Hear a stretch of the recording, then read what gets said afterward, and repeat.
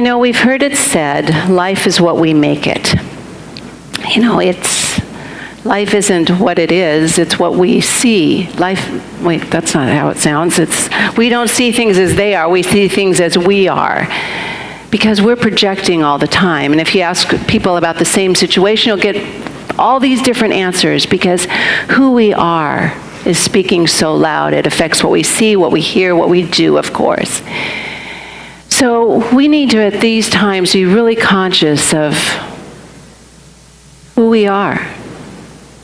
What part we've chosen at some level of our being to be here at this very different time.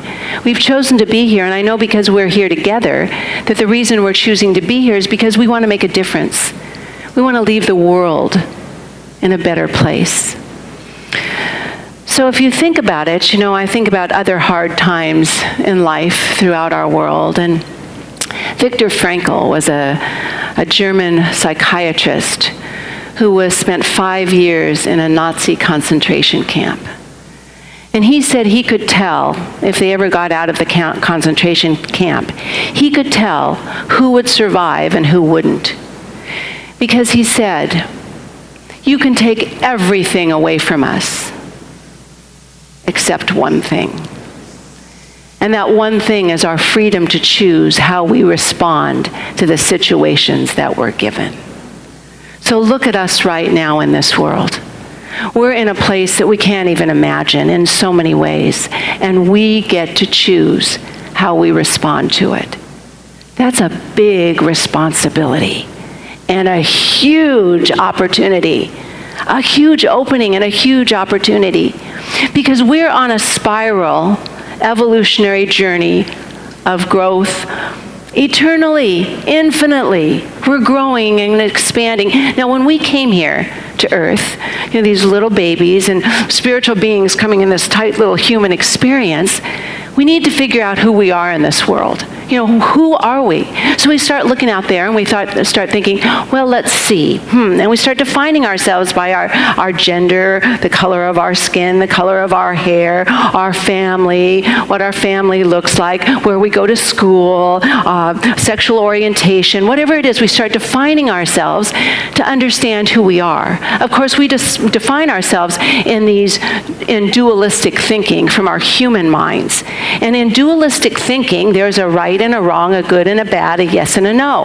There's always differences. Dualistic thinking, when something's right, something else always has to be wrong. In dualistic thinking, there's always something you can be upset about. So you can monitor yourself right now. How upset are we getting? We want to move from that dualistic thinking to the heart of the matter. Just as I said, the heart, or our spiritual understanding, can hold more than one thing at a time. It can think both and. It can live in the unknown. It doesn't have to have the answer. It can always know there's something more going on that it doesn't see in this moment. And it can come from a place of true compassion and understanding. So that's where we want to move.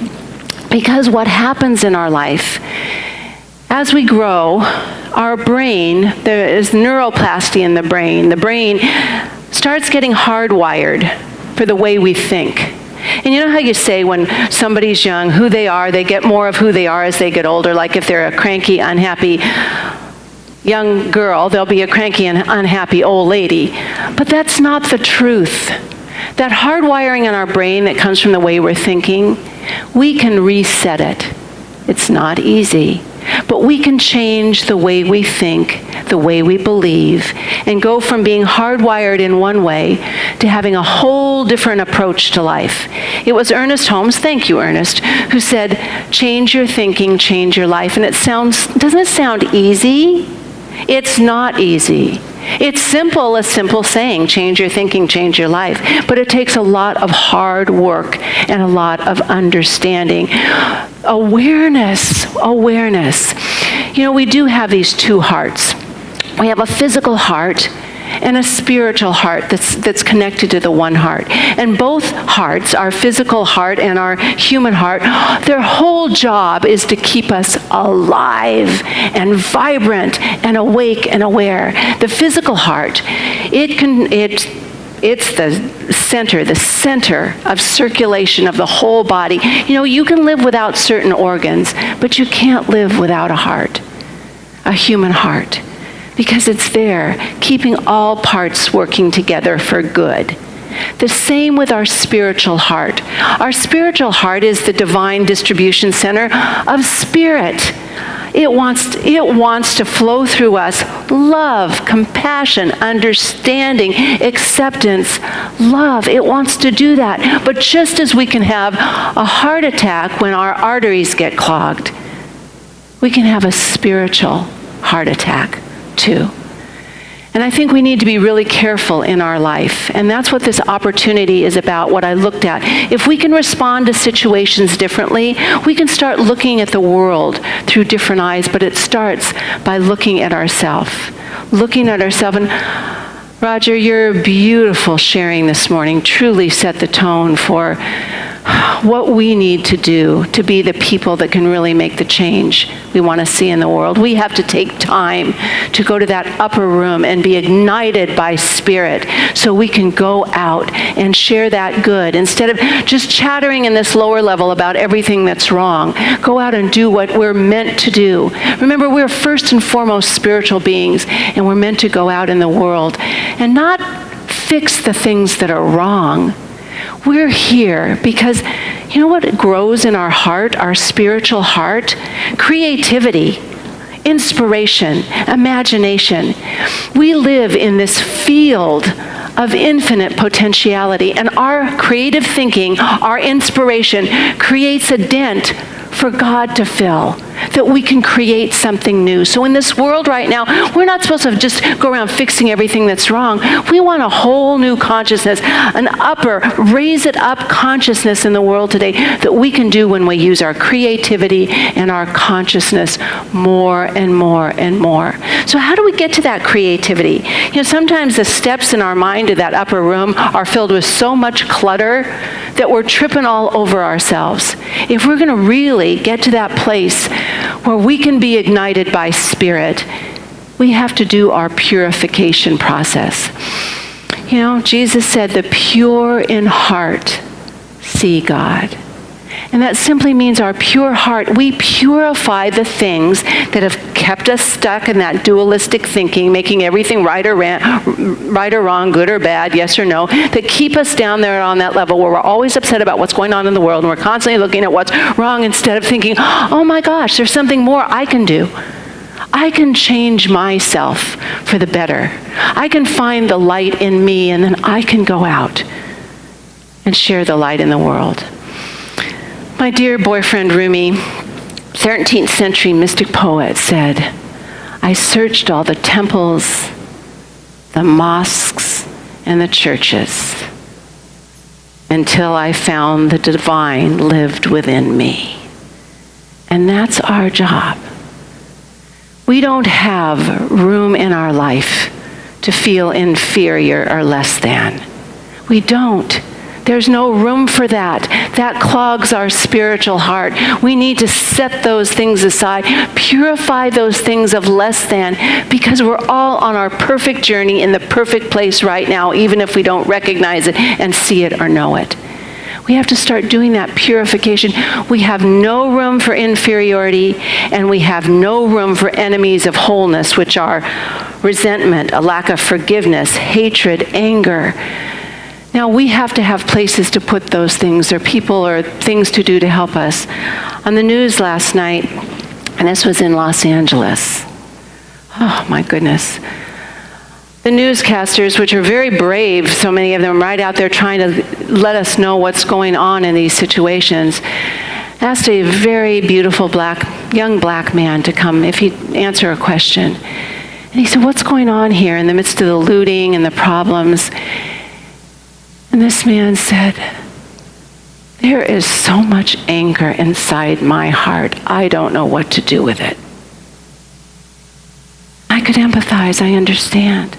There's so much anger. I said, I don't know what to do with it. I just don't know where to put it. I don't know what to do. And the newscaster said, and what's going on out there when windows were being broken? He said, that's anger. That's anger that has no place. So we need to be healing any anger in ourselves that we can go out and help any anger in the world be dissipated into something else. We have to be listening, because our inner heart, that inner voice, always has a new message for us. There's always something more that wants to be known in, through, and as us. But we need to make the space. We need to make the space to find the quiet time that we can purify and cleanse our past hurts.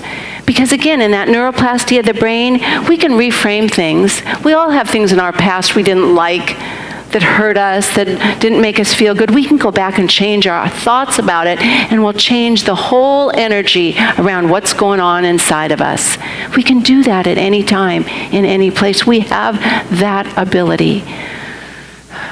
And look out, if you want to test, there's two things. Look out and see how you see the world. Because if we don't see the world as it is, we see the world as we are. If we see things as really out of balance and not good, we better start doing some inner balancing. And if we're looking at solutions and thoughts or sharing prayers and love, then we know everything that's happening is a call for prayer from us. And that shows us we're in a higher place with a different attitude.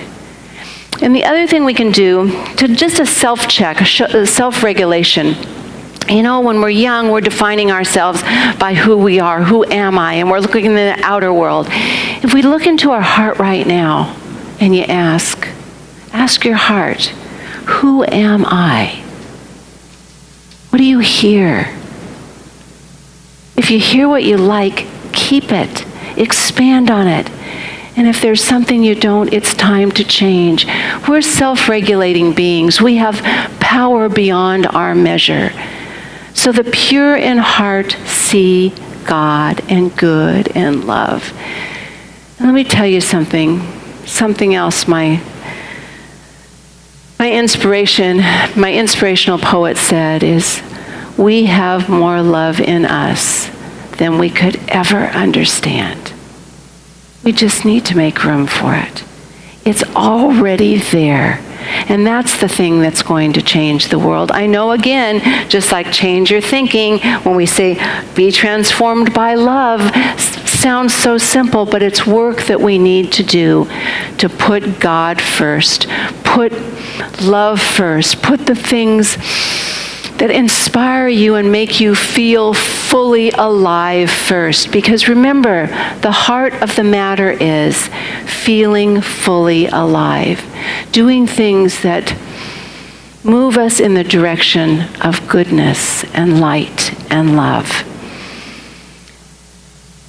What is it in life that will give you a spiritual response to things? How can you make an adjustment so before you go to this kind of response, the harsh response, the yes/no response, that you can say, there's something more here that wants to be seen.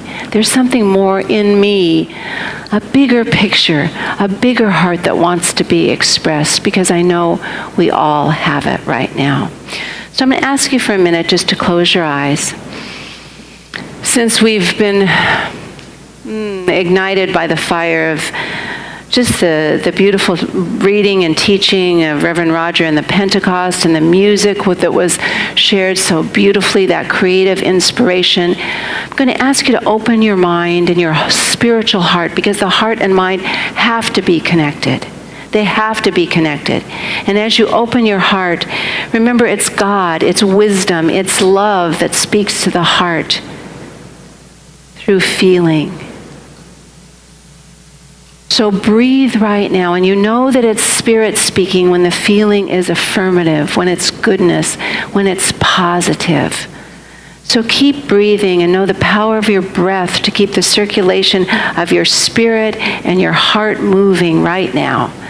That we have within us that power to change and to grow and to be more every moment. And let the mind, which is such a beautiful vessel to bring form to our creative ideas, let the mind rest on the heart. And let that beautiful circulation of your heartbeat and the rhythm of your life and your aliveness just circulate through you. As you know that my request and my understanding for each of us is that we leave this morning even more vitally alive and aware and awake, because we've been courageous and curious. We've taken the step, the ritual, to step into the consciousness of the greater good. And simply ask your heart, what is my part to play? What am I to heal? What am I to know? What am I to grow? Who am I to be? Whatever your specific question is. And let that be your motivation for this very sacred and special day. Take a nice, deep breath.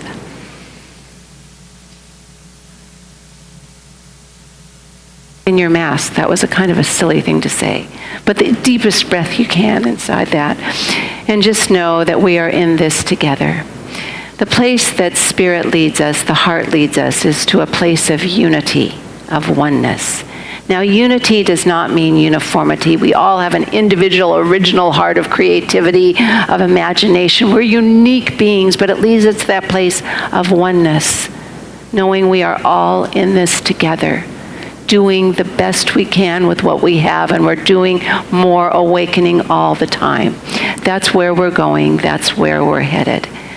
I want you to just, inside your being, feel the freedom that happens when we know that we are at choice right here. Remember those words. Anything can be taken away from us except our freedom, which resides fully in this moment, to respond to any situation. We get to respond. We choose how we react, and we respond to anything. And I know once we're here together, that's why I love community so much, is because we hold each other up. We can lift each other up when we're down, and we hold each other up, that we can do more than we ever even imagined. So my prayer for each of us today is we leave here feeling free in the midst of a messy outer world, that the freedom resides within, and we take time every day to practice the precious presence of Spirit in our own life, that we may be that light and share that light. I just want to end today in the thoughts of freedom, but also thanking each one of you for your courage to step up, to show up, to be here, to do the ritual of coming back together again. It means a lot, and I know together we make such a difference. I thank you all. I bless you all. And so it is. Thank you.